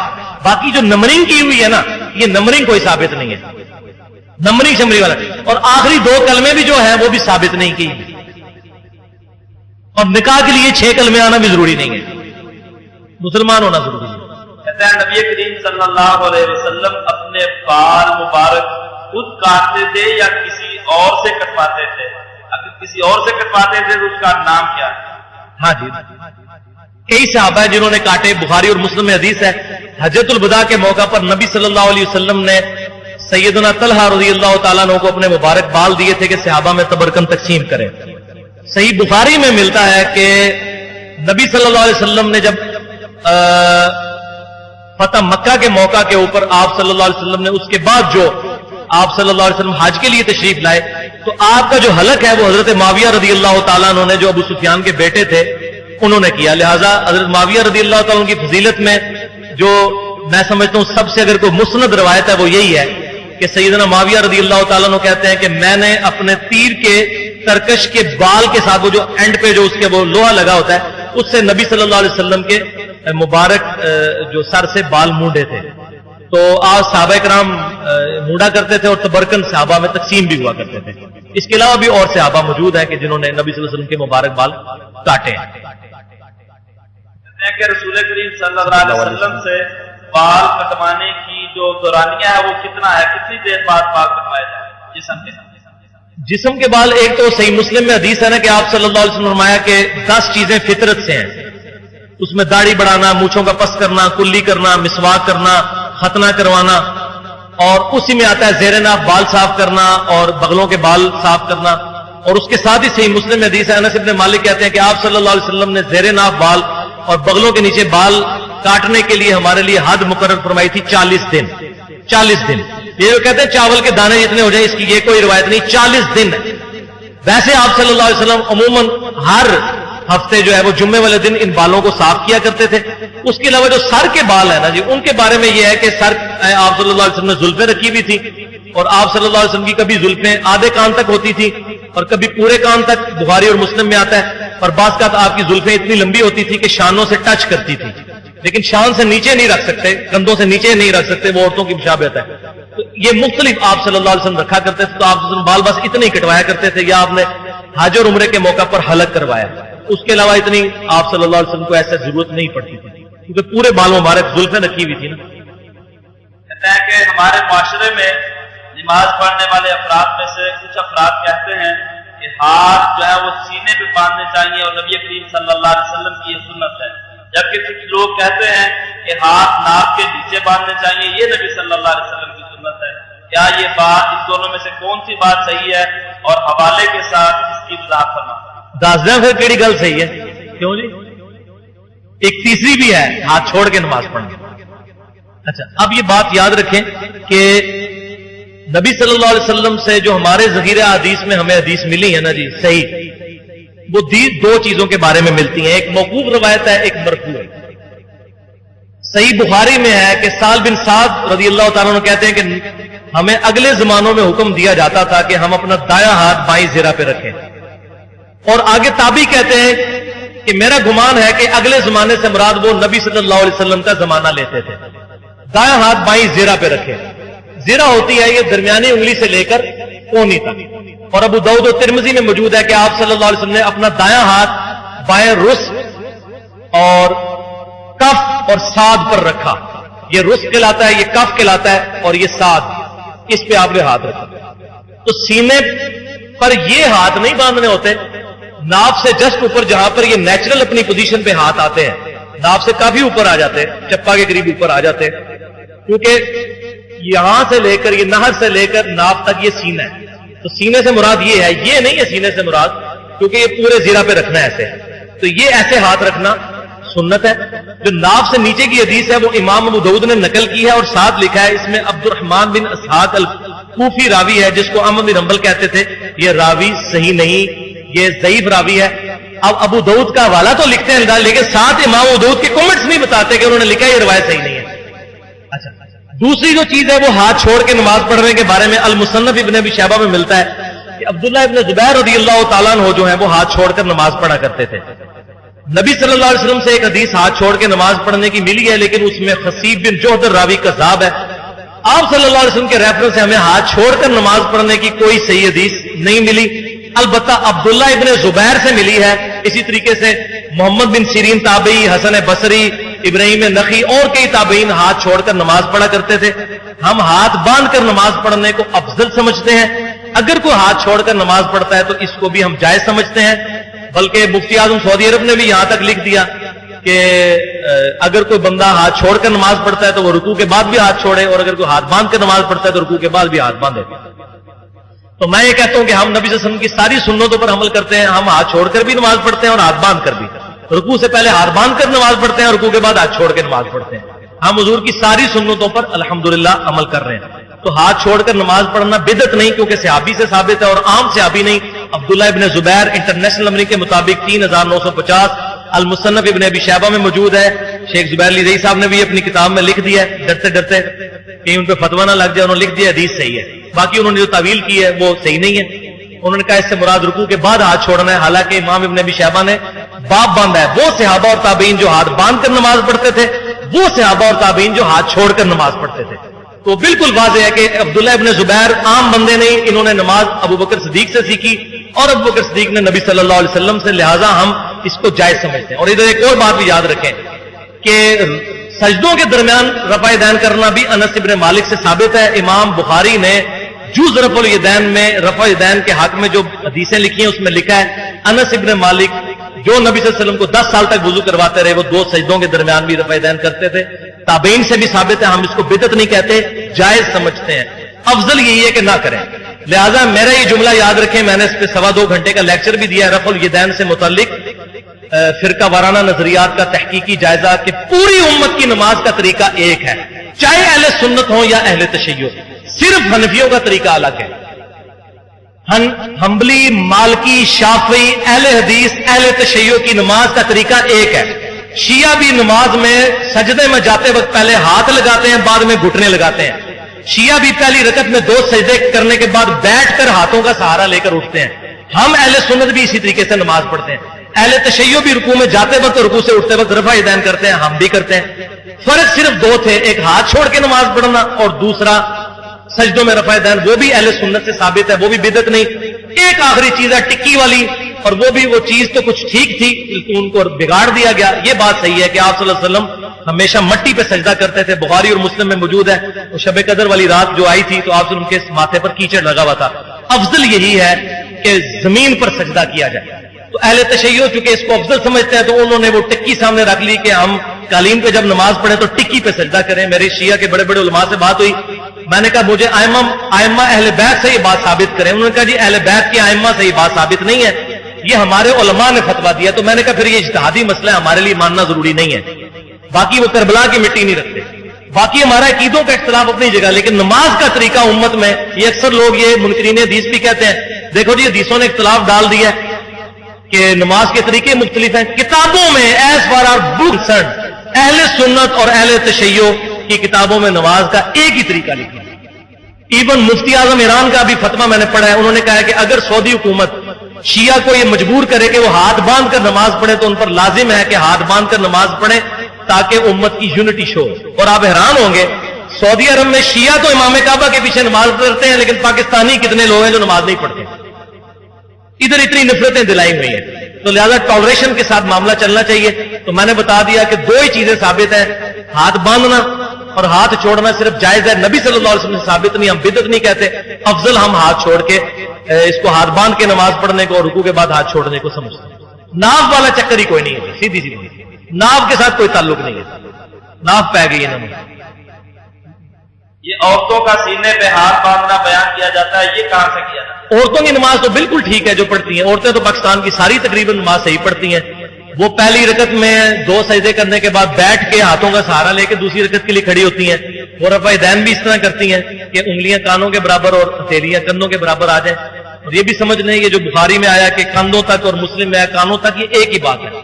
اگر آپ اس کو پیوٹ مانے نا اور یوں ہاتھ اٹھائیں خود بخود یہ انگلیاں کانوں تک اور ہتھیلیاں کندھوں تک آتی ہیں۔ لہذا طریقہ ایک ہی ہے، یہ ایسے نہیں ہے اور نہ ایسے ہے، یہ جیسے وہ سدیش صاحب کر رہے ہوتے ہیں، یہ بالکل غلط ہے۔ یہ ایسے بالکل قبلہ رخ ہو اور یہ ہتھیلیاں کندھوں کے اوپر، اس سے نیچے نہیں، یہ کوئی رفع یدین نہیں ہے، یہ وہ واقعی سنت کا مذاق اڑانے والی بات ہے، یہ بالکل ایسے رفع یدین ہے۔ تو عورتیں جس طرح نماز پڑھ رہی ہوتی ہیں وہ سینے پہ ہاتھ باندھ رہی ہوتی ہیں، عورتیں بھی بالکل اسی طریقے سے باندھیں گی، دائیں ہاتھ بائیں زرہ پہ رکھیں، بالکل رکھا جاتا ہے، چیک کر لیں جا کے، گھر والوں کو بتائیں۔ یہ لفظ یا رسول اللہ کہنا چاہیے یا نہیں، اور لفظ یا کا لفظی مطلب بھی سمجھا؟ یا رسول اللہ بالکل کہنا چاہیے جی، نماز میں ہم کہتے ہیں السلام علیکم ایھا النبی، بخاری مسلم کے الفاظ ہیں۔ جب تم یہ کلام پڑھو گے اللہ تعالیٰ تمہارا سلام سارے نیک بندوں تک پہنچا دے گا. اسی طریقے سے المصنف ابن ابی شیبہ میں صحیح سند کے ساتھ 11793 نمبر اثر موجود ہے کہ عبداللہ ابن عمر رضی اللہ تعالیٰ عنہ جب بھی قبر رسول پر جاتے تو السلام علیکم یا رسول اللہ پڑھتے. پھر ابو بکر صدیق رضی اللہ تعالیٰ عنہ کی مبارک قبر پہ آ کے السلام علیکم یا ابا بکر، اور پھر حضرت عمر کی قبر پر آ کر السلام علیکم یا ابا پڑھتے. یہ جائز ہے، الموطا امام مالک میں موجود ہے. لیکن کہاں نماز میں السلام علیکم ایھا النبی اور قبر رسول پر السلام علیکم یا رسول اللہ. باقی یہ جو یہ مسجدوں میں انہوں نے لکھا ہوا ہے یا اللہ یا رسول اللہ، یہ کوئی ثابت نہیں ہے، یہ نہیں ہے. یہ جو دعا ہے یہ قبر رسول کے لیے دعا ہے. جیسے مسجد میں جاتے وقت ٹوائلٹ کی دعا نہیں مانگ سکتے، ٹوائلٹ میں جاتے وقت مسجد کی دعا نہیں مانگ سکتے، لہذا یہاں سے پڑھنے والا درود شریف درود ابراہیمی اور نماز کے اندر ایھا النبی ہے، اور قبر رسول پہ جا کے السلام علیکم یا رسول اللہ. اس پر اجماع ہے. بریلوی دیوبندی اہل حدیث شیعہ اور علماء عرب ان کی جو کتابیں اس میں بھی انہوں نے لکھا ہوا ہے. ہمیں کوئی معاذ اللہ یا رسول اللہ سے چڑ نہیں ہے. یا رسول اللہ جہاں ثابت ہے وہاں کریں گے، جہاں نہیں ثابت نہیں کریں گے. سنا ہے کہ نبی کریم صلی اللہ علیہ وسلم نے ارشاد فرمایا کھانا کھانے کے بعد دسترخوان پر بیٹھ کر بات چیت کرنا جائز نہیں. کیا یہ بات صحیح ہے؟ نہیں، کوئی ایسی بات نہیں ہے. ایون اس سے زیادہ پنجاب کے معاشرے میں ہمارے مشہور ہے کہ کھانا کھانے بولنا نہیں چاہیے تھا. یہ سنا ہوگا آپ نے. اور بخاری اور مسلم میں حدیث ہے کہ آپ صلی اللہ علیہ وسلم کھانا کھاتے ہوئی احادیث بیان کیا کرتے تھے. یہ حدیث شفاعت جو ہے اس میں ابو ہریرہ کہتے ہیں آپ صلی اللہ علیہ وسلم بکری کے گوشت کا 10 تناول فرما رہے تھے اور بوٹیاں منہ میں ڈالتے جاتے تھے اور ہم سے باتیں کرتے لے جاتے تھے. اور پھر آپ نے بتایا کہ میں سید الاولین والآخرین ہوں. کیوں؟ قیامت والے دن سارے آدم علیہ السلام کے پاس جائیں گے، وہ کہیں گے مجھے اپنی جان کی فکر ہے، تم موسیٰ کے پاس جاؤ. وہ حضرت ابراہیم کے پاس بھیجیں گے، حضرت نوح کے پاس بھیجیں گے. الٹیمیٹلی سب لوگ میرے پاس آئیں گے. انا سید الاولین والآخرین، میں اگلوں اور پچھلوں کا سب کا سردار ہوں، لیکن مجھے فخر نہیں. شفاعت کا دروازہ میرے ہاتھ پہ کھلے گا. اس میں الفاظ ہی ہیں کہ آپ کھانا بھی کھا رہے تھے. نبی کریم صلی اللہ علیہ وسلم نے ارشاد یہ ایک منٹ، یہ سوال اتنے مجھ سے ہی ہوتے ہیں، روزانہ اتنے سوال ہوتے ہیں. رسول کریم صلی اللہ علیہ وسلم نے ارشاد فرمایا کہ اللہ تعالی رات کے آخری پہر پہلے آسمان پر تشریف لے آتے ہیں. ہاں جی. مطلب یہ کہ دنیا میں ہر وقت کہیں نہ کہیں رات کا پچھلا پہر ہوتا ہے، تو اللہ تعالیٰ پہلے آسمان پر ہی رہتے ہیں، جبکہ اللہ تعالیٰ نے فرمایا الرحمن علی العرش استوى. یہ بہت زبردست سوال ہے، ٹیکنیکلی بہت اچھا سوال ہے. آسمان دنیا پہ نزول فرمانے کا مطلب معاذ اللہ استغفر اللہ اس طرح نہیں ہے کہ میں یہاں سے اتر کے تو نیچے آ جاؤں. اس کی کوئی تمثیل نہیں ہے. یہ احادیث بخاری اور مسلم میں حدیث آئی ہے. امام ترمذی نے بھی حدیث نقل کر کے آگے سلف کا فہم لکھا ہے کہ امام اہل سنت امام مالک، امام سفیان بن عیینہ، حسن بصری، سفیان ثوری اور یہ بڑے بڑے اہل سنت عبداللہ ابن مبارک، ان ائمہ کا کہنا ہے کہ اللہ تعالیٰ کی جتنی صفات قرآن اور حدیث میں آئی ہیں ہم ان پر بغیر کیفیت کے ایمان لاتے ہیں. اللہ عرش پر ہے جیسا اس کی شان کے لائق. اللہ تعالیٰ آسمان دنیا سے پہ نزول فرماتا ہے جیسا اس کی شان کے لائق ہے. ہم اس کی کوئی تمثیل بیان نہیں کرتے. اللہ کا ہاتھ ہے لیکن ہم ایسے اشارہ نہیں کرتے، جیسا اس کی شان کے لائق ہے. تو اللہ کی صفات ہم اندازہ نہیں سکا مثلی شیء، اللہ کی مثل کوئی شے نہیں ہے. جب اس کی مثلی کی کوئی شے نہیں ہے تو میں مثال کیسے دے دوں کہ جب وہ دنیا میں رات ہوتی ہے اور دن ہوتا ہے اور یہ ہوتا ہے. یہ تمام کی تمام چیزیں متشابہات ہیں. ان کا علم اللہ تعالیٰ کے ساتھ خاص ہے. ہم صرف اس پر ایمان لاتے ہیں. اللہ کے محبوب صلی اللہ علیہ وسلم نے اس کی تفصیلات بیان نہیں کی، لہذا ہم اپنے کمزور سے دماغ کے ساتھ اتنا بڑا سوال نہیں اٹھا سکتے. جو چیزیں ہمیں بتائی گئی ہیں ہم وہی بتا سکتے ہیں. جن چیزوں پہ ہمیں نہیں، اب تقدیر کا مسئلہ اگر آپ مجھ سے پوچھیں تو وہ تو نہیں ہم بتا سکتے کہ جی ابو جہل کو بات کیوں نہیں سمجھ آئی اور عمر ابن خطاب کو سمجھ کیوں آ گئی. اس کا میرے پاس جواب نہیں ہے. انگوٹھے چومنے والی بات قرآن و حدیث سے ثابت ہے؟ اگر ثابت ہے تو حوالہ کے ساتھ بیان فرما. میں نے بتایا نا کہ یہ ضعیف روایتیں تو ملتی ہیں بلکہ من گھڑت روایتیں. الموضوعات کبیر جو ہے امام ابن جوزی رحمۃ اللہ علیہ کی کتاب ہے، اس کتاب کا نام ہی ہے بڑی بڑی گھڑی ہوئی حدیثیں. اس میں یہ حدیث موجود ہے. اور غلام رسول سعیدی صاحب جو ہیں بریلوی مکتب فکر کے بڑے عالم ہیں، میرے استاد ہیں، بڑے محقق ہیں. صحیح مسلم کی انہوں نے شرح لکھی ہے. انہوں نے صحیح مسلم کی شرح میں یہ حدیث لکھی ہے انگوٹھے چومنے والی، اور حوالہ اسی کے دیا ہے الموضوعات کبیر، بڑی بڑی گھڑی ہوئی حدیث ہے. اور حالانکہ اس کتاب کا عنوان ہی یہی ہے کہ انہوں نے وہ حدیثیں جمع کی ہیں جو گھڑی گئی ہیں. تو حدیثیں تو موجود ہیں، حدیثیں تو بڑی موجود ہیں. تو مسئلہ یہ کہ صحیح اور ضعیف کا فرق کرنا ہے. میں نے تو آج کئی اور مثالیں دی نہیں ہیں. حدیثیں تو ہماری حدیث کی کتابوں میں ایسی بھی موجود ہیں. تفسیر ابن کثیر میں کہ نبی صلی اللہ علیہ وسلم کی معاذ اللہ استغفر اللہ مبارک زبان پہ بتوں کی تعریف جاری ہو گئی تھی غلطی سے, شیطان نے آپ پر حملہ کیا اور آپ پہ بتوں کی تعریف جاری ہوگی, لیکن وہ روایتیں ضعیف ہیں. امام ابن جریر بھی لے کے آئے. تو وہ میں نے آج پوری مثالیں 50 منٹ میں تو میں نے بڑی مشکل سے اس کو 1 گھنٹے میں کور کیا. تو اس طرح کی روایتیں تو موجود ہیں لیکن اصول محدثین پر صحیح ہوں. صحیح روایت کیا ہے؟ وہ جامعہ ترمذی میں حدیث ہے کہ آپ صلی اللہ علیہ وسلم فرمایا کہ وہ شخص ہلاک ہو جائے کہ جس کے سامنے میرا ذکر ہو اور مجھ پر درود شریف نہ پڑے. ٹھیک ہے جی. اسی طریقے سے جامعہ ترمذی میں حدیث ہے وہ شخص کنجوس ہے, بخیل اصل میں وہ شخص ہے کہ میرا ذکر خیر اس کے سامنے ہو اور وہ مجھ پر درود نہ پڑے. اللہم صلی علی محمد وآل محمد. اسلام بچے اور بچیوں کی جلد شادی کا حکم دیتا ہے جبکہ آج کی جدید سائنس اس کے خلاف ہے. تفصیلی جواب ہے. جدید سائنس خلاف نہیں ہے, ماں باپ خلاف ہے. وہ کہتے ہیں بچہ سیٹ ہوئے تو بیاہ کریں گے, اور میں بھی اس حق میں ہوں. بخاری اور مسلم میں ایک حدیث ہے اور یہ شاید علماء کو بھی بری لگے, ان کو بتائیں کہ ان کے علم میں بھی اضافہ ہو. بخاری اور مسلم کی حدیث ہے کہ آپ صلی اللہ علیہ وسلم فرمایا کہ اے نوجوانوں کے گروہ, تم میں سے جس میں استطاعت ہے وہ نکاح کرے, اور جو استطاعت نہیں رکھتا وہ روزے رکھ کے اپنی شہوت کو کنٹرول کرے. تو یہاں استطاعت سے مراد کیا ہے؟ اس کی سیکچول پاور ہے. کیا مرد ہونا ہے؟ مرد تو ہے, اسی لیے تو کہہ روزے رکھ کے ٹھنڈا کرے.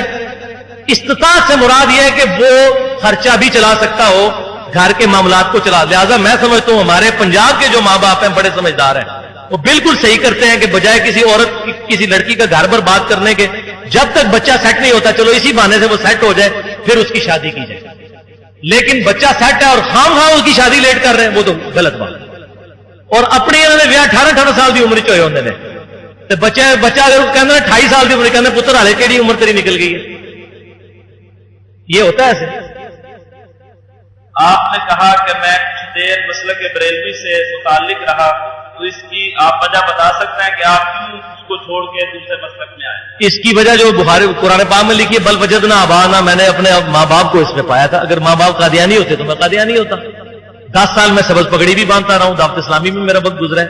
2008 میں ریورٹ ہوا, چینج کیوں ہوا؟ 2007 میں الحمدللہ میں نے قرآن پاک کا ترجمہ پری ڈیٹرمنٹ درس کے بغیر سننا شروع کیا. یہی ترجمہ جو آپ نے لگایا ہوا ہے, یہ ترجمہ میں نے اس کی سی ڈی کہیں سے ملی تو میں نے یہ ترجمہ سننا شروع کیا. اس کے بعد قرآن پاک کا شوق پیدا ہوا, اور پھر اللہ تعالیٰ میرے استاد کی غلطیاں معاف کرے, ان کو نیک کاموں کا اجر دے. ڈاکٹر اسرار صاحب رحمۃ اللہ علیہ, ان کا میں نے بیان القرآن اور قرآن کی تفسیر سننا شروع کی, تو پھر مجھے مزید معاملات کلیئر ہونا شروع ہوئے. تو اس طریقے سے پھر الحمدللہ اللہ تعالیٰ نے راہ حق کھول دی. الحمدللہ. انٹرنیٹ سے سوال ہے, کہتے ہیں کہ کیا انبیاء کرام قبروں میں زندہ ہیں؟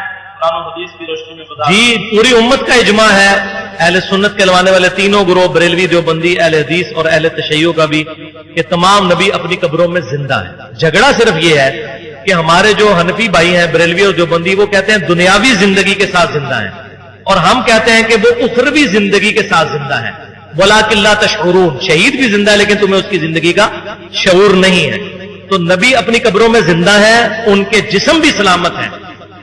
اور یہ حدیث بھی صحیح ہے سنن نبی داؤد کے اندر کہ جب کوئی شخص قبر رسول پر جا کر سلام پڑھتا ہے تو نبی صلی اللہ علیہ وسلم فرماتے ہیں اللہ تعالیٰ میری روح کو لوٹاتا ہے اور میں اس کے سلام کا جواب دیتا ہوں. تو آپ صلی اللہ علیہ وسلم ہمارے سلام کا جواب بھی دیتے ہیں, اللہ تعالیٰ ان تک سلام پہنچاتا ہے, جیسا کہ ہم یہاں بھی السلام علیکم یا اہل القبور کہتے ہیں. یہ نہیں کہ وہ سن رہے ہوتے ہیں مردے, اللہ تعالیٰ ہمارا سلام ان تک پہنچاتا ہے. تو نبی اپنی قبروں میں زندہ ہے, لیکن اگر کوئی کہ نبی قبروں میں زندہ ہے اور وہ اپنی بیویوں کے ساتھ شاباشی کرتے ہیں, جس طرح کہ احمد بریلوی صاحب نے ملفوظات میں لکھا, یہ بھی ایک جملہ بہت بڑی وجہ بنی میری مکتبہ فکر بریلویت کو چھوڑنے کی, کہ یہ جب میں نے گستاخانہ جملہ پڑھا تو میں حیران ہو گیا کہ یار یہ تو بڑا گستاخانہ جملہ ہے, یہ احمد بریلوی صاحب نے نقل کیا ہے. تو انبیاء اپنی قبروں میں زندہ ہیں لیکن دنیاوی حیات کے ساتھ نہیں, آخرت کی جنتی حیات کے ساتھ. ان کے جسم قبروں میں ہے اور روحیں جنتوں میں, اور اس روح اور جسم کا بھی تعلق ہے, یہ بات یاد رکھیے گا. وہ تعلق برزخی ہے, وہ اس طرح کا تعلق نہیں ہے. یہ اکثر لوگ کہتے ہیں روحیں تو چلی گئی علیین میں, اور ہم یہاں پہ ہے تو عذاب قبر کے جو منکر ہیں وہ کہتے ہیں قبر کو عذاب میں بندے کو عذاب کیسے ہو رہا ہے. اللہ تعالیٰ اس کا ایک ریلیشن رکھے ہوئے, وہ واضح طور پر سورہ المومنون میں آیا ہے کہ یہ برزخ ہے, ان سین بیریئر, چھپا ہوا پردہ ہے, ہم اس کو جج نہیں کر سکتے. جس طرح کہ کبھی آپ ڈرونا خواب دیکھتے ہیں اور خواب میں بندہ دیکھتا ہے کہ بلندی سے گر رہا ہے اور دریا میں ڈوب رہا ہے اور تکلیف پوری محسوس کر رہا ہوتا ہے, حالانکہ اس کے پاس تو بندہ کھڑا ہوا محسوس ہی نہیں کر سکتا، تو وہ اپنی اس پوری کیفیت سے گزر رہا ہوتا ہے. بالکل اس طریقے سے بخاری میں حدیث ہے، مردہ چرپائی پہ بھی کلام کرتا ہے. جب مردے کو چرپائی پہ رکھا جاتا ہے، بخاری کے الفاظ ہیں، مردہ کہتا ہے اگر نیک ہے تو کہتا ہے مجھے جلدی جلدی میری قبر کی طرف لے چلو، اور اگر گناہگار ہوتا ہے تو کہتا ہے مجھے کہاں لے کر جا رہے ہو. اور نبی صلی اللہ علیہ وسلم فرماتے ہیں کہ اس آواز کو جنوں اور انسانوں کے علاوہ دنیا کی ہر مخلوق سنتی ہے. جن انسان اس لیے نہیں سنتے کہ ان کے لیے غیب کا پردہ ہے، اسی پہ تو جنت ملنی ہے. اور صحیح مسلم میں تو یہاں تک الفاظ ہیں کہ میں نے اللہ سے دعا کی، ارادہ کیا کہ دعا کرو اور تمہیں عذاب قبر دکھا دیا جائے، لیکن میں ڈر گیا کہ تم نے عذاب قبر اگر دیکھ لیا تم اپنے مردوں کو دفنانا چھوڑ دو گے. اب یہ چیزیں ہمیں نظر نہیں آ سکتی، ہم قبر کھود بھی لیں ہمیں عذاب نہیں نظر آئے گا. اب یہاں فرشتے موجود ہیں، دائیں بائیں نظر نہیں آ رہے، ادھر بھی موجود ہوں گے. اب جو چیز نظر نہ آئے یہ نہیں کہ موجود نہیں. ہمارے موبائل کے سگنل نظر آتے ہیں، الیکٹرو میگنیٹک ویوز، اس پہ تو ساروں کا ایمان ہے. عذاب قبر پہ آگے ان کی تان ٹوٹ جاتی ہے. یہ آج تک کسی نے الیکٹرو میگنیٹک ویوز دیکھی ہیں؟ یہاں سے آپ 10,000 کلومیٹر دور بات کرتے ہیں موبائل کے ذریعے، کسی نے نہیں دیکھی. ایمان ہے بڑا پکا. بجلی کسی نے چلتی ہوئی نہیں دیکھی، نہیں الیکٹران فلو کرتے ہیں، ایمان ہے پکا. بالکل اس طریقے سے یہ غیب کی چیزیں ہیں، ان پر ایمان ہے. باقی جو ظاہر چیزیں ان کو ہم مانتے ہیں. کچھ لوگ کہتے ہیں کہ داڑھی صرف جبڑوں پر ہے، تو کیا وہ یہ بھی دلیل دیتے ہیں کہ اس کے علاوہ جو بال ہیں اس پر نیچے سے یہ کاٹے جا سکتے ہیں؟ بالکل ٹھیک کہتے ہیں جی. لحیہ کی ڈیفینیشن یہ ہے کہ نچلے یہ جبڑوں پہ اگنے والی چیز کو داڑھی کہتے ہیں. اب یہ داڑھی کے بال نہیں ہے اور نہ یہ داڑھی کے بال ہے. یہ دنیا کی کسی ڈکشنری میں داڑھی کے بال یہ نہیں ہے. ہم نہیں کاٹتے ہیں، لیکن داڑھی کی ڈیفینیشن یہی ہے. یہ بچی کے بال بھی داڑھی میں داخل ہے. یہاں سے اگر کوئی بال بڑھ گئے ہوئے ہیں بہت زیادہ، اگر کوئی کھیڑ لیتا ہے تو یہ داڑھی کے بال نہیں ہے. داڑھ ہوتی ہی ہے، یہ تو نہیں ہے، یہ والی یہ داڑھ تو نہیں ہے، یہ تو اوپر والا حصہ ہے اس کا.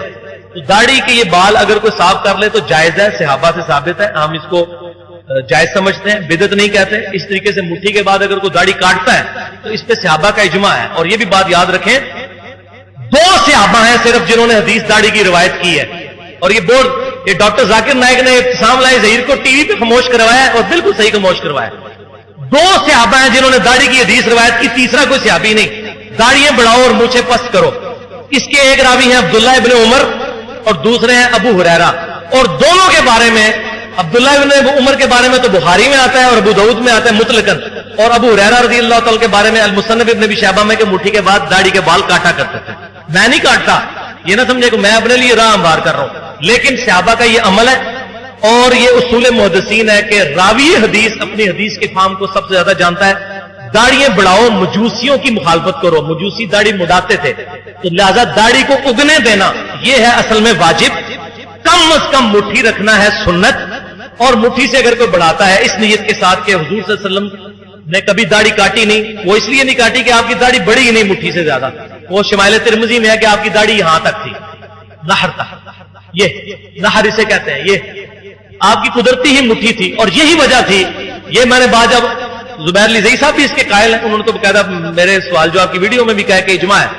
جب میں نے ان کو بتایا نا کہ عبداللہ ابن عمر مٹھی کے بعد داڑھی کیوں کاٹتے تھے، میں نے کہا جی میرا خیال یہ ہے کہ عبداللہ بن عمر اپنی داڑھی کو حضور سے لمبا نہیں کرنے دیتے تھے، اس لیے وہ مٹھی کے بعد کاٹتے تھے. یہ بخاری میں حج و عمرے میں، اور ابو داؤد میں ہے کہ وہ مطلب ہمیشہ کاٹتے تھے. الموطا امام مالک میں بھی یہ ذهب ظما وابتلت العروق وثبت الاجر انشاءاللہ.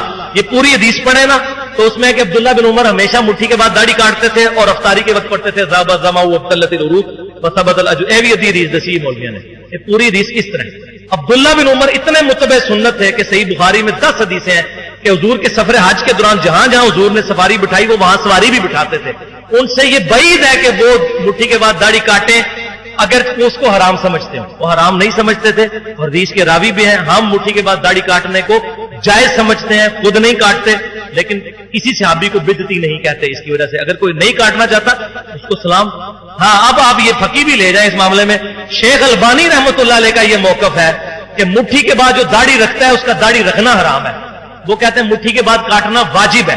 اور وہ کہتے ہیں جب 2 ہی صحابہ حدیث کے راوی ہیں اور دونوں کاٹتے ہیں اس کا مطلب ہے داڑھی بڑھانے کا مطلب ہی مٹھی داڑھی ہے. یہ شیخ البانی، ان کی داڑھی میرے سے بھی چھوٹی ہے. آپ ٹی وی پہ ان کی یوٹیوب پہ ویڈیوز بھی رکھی ہوئی ہیں، ان کی تصویریں آپ دیکھ لیں. محدث اعظم سعودی عرب وہ بھی دوسری ایکسٹریم پہ پھر چلے گئے. اور یہی بات ابتسام علیہ زہیر صاحب کو کی تھی ڈاکٹر ذاکر نائک نے. میں نے وہ پروگرام دیکھا ٹی وی پہ. انہوں نے کہا کہ یہ چھوڑیں، آپ یہ بتائیں کہ صحابہ کو زیادہ فہم ہے حضور کی حدیث کا کہ آپ کو، اور وہ دونوں صحابی ابو ہریرہ اور عبداللہ ابن عمر وہ یہ کرتے تھے. یہ میں کسی کو ترغیب نہیں دلا رہا، لیکن جو بات صحیح ہے. اب اس کا نقصان کیا ہو رہا ہے؟ ابو داؤد میں حدیث ہے کہ آپ صلی اللہ علیہ وسلم نے فرمایا کہ مجھے کوئی امتی ملے اس کو کہہ دو کہ 3 کام جو کرتا ہے محمد اس سے بری ہیں صلی اللہ علیہ وسلم. ایک جو گوبر کے ساتھ استنجا کرتا ہے یا ہڈی کے ساتھ، دوسرا جو یہ ہاتھ میں تاند باندھ، جو جانوروں کے اس میں تاند باندھتا ہے ڈوری، یہ برکت کے لیے تعویذ آگے، اور تیسرا جو اپنی داڑھی کو گرا لگاتا ہے. اب داڑھی کو گرا لگانا حرام ہے. کتنے لوگ میں نے لمبی داڑھی والے دیکھے ہیں وہ ایسے کر کے یہ گرا لگا رہے ہوتے ہیں. تو میں ان کو کہتا ہوں یار تم کاٹ ہی لو مٹھی کے بعد، یہ حرام کام تو نہ کرو. وہ تو پھر بھی جائز ہے، یہ تو حرام ہے کیونکہ اس میں تو واضح الفاظ ہے کہ داڑھی میں جس نے گرا لگائی ہے نا محمد صلی اللہ علیہ وسلم اس سے بری ہے. تو پھر اتنے اگر شوق ہے لمبی داڑھی رکھنے تو سب کے سامنے رکھیں. میرے بھی دیکھ لیں کہ بال کتنے لمبے ہیں، کئی چھوٹے ہیں. میرے ساتھ کتنے بھائی آئے ہوئے ہیں داڑھی میں سے شاید ہی کوئی کاٹتا ہو، لیکن اگر وہ کاٹ لے تو ہم اس کو جائز سمجھتے ہیں. کیوں فتویٰ لگائیں؟ ٹھیک ہوگی. اس پہ میں نے پورا 1 گھنٹے کا لیکچر دیا داڑھی کے اوپر. اس میں نے یہ ساری باتیں کی ہیں. اسی پہ میں نے غامدی صاحب کا بھی رد کیا ہے. غامدی صاحب 1987 تک تو کہتے تھے داڑھی اسلام کا شعار ہے، بعد میں مکر گئے. پھر ان کا میں نے پھر احترام کے ساتھ رد کیا. نماز میں اونچی آواز میں آمین کہنے کی حدیث بیان فرمائیں. یہ آمین اونچی کہنے کی حدیث بخاری میں تو نہیں ہے، جامعہ ترمذی میں حدیث موجود ہے. اور یہاں بھی دیکھیں مولوی نے 2 نمبری کی ہے. جامعہ ترمذی میں امام ترمذی نے آہستہ آواز سے آمین والی حدیث بھی لیا اور اونچی والی بھی، اور آہستہ والی پہ جرا کیا اور کہا یہ حدیث صحیح نہیں، اور کہا یہ اونچی آواز والی صحیح ہے. ہمارا جو ریسرچ پیپر ہے نماز محمدی پر صلی اللہ علیہ وسلم، اس میں نے وہ حدیث ڈالی ہوئی ہے. جامعہ ترمذی اس کا ریفرنس ہے کہ آپ صلی اللہ علیہ وسلم بلند آواز کے ساتھ آمین کہا کرتے تھے. امام بخاری حدیث کوئی نہیں لے کے آئے لیکن باب کی ہیڈنگ میں لے کے آئے ہیں. تو وہ باب کی ہیڈنگ میں ان کا فہم ہے، حدیث نہیں وہ لے کر آئے. تو وہ فہم یہی ہے کہ ان کے پاس حدیث تو تھی لیکن اس لیول کی صحیح نہیں تھی. امام بخاری نے ایک معیار قائم کیا اور یہ ان کی ایمانداری تھی کہ صحیح تو تھی لیکن وہ اس لیول کی صحیح نہیں تھی کہ وہ اس کرائٹیریا پہ پوری اترے. اس لیے انہوں نے امت کو اپنا فہم لکھ دیا کہ میں اونچی آواز سے قائل ہوں. اور پھر عملی تواتر بھی ہے مسلمانوں کا، مکہ مدینہ میں الحمدللہ عملی تواتر مسلمانوں کا چل رہا ہے اونچی آواز سے آمین. اور یہ سنت ہے. اگر کوئی ایسا کہتا ہے تو ہم یہ نہیں کہتے کہ وہ نماز نہیں ہوگی اس کی، لیکن وہ جان بوجھ کے اگر آہستہ آمین کہتا ہے سنت سمجھنے کے باوجود تو اس کے ثواب میں تو کمی آئے گی. جاری اور سری نمازوں میں مسئلہ سورۃ الفاتحہ بتا دے. اللہ دے بندے ہو پورے پورے لیکچر میں سوال جڑے پوچھ رہے ہو.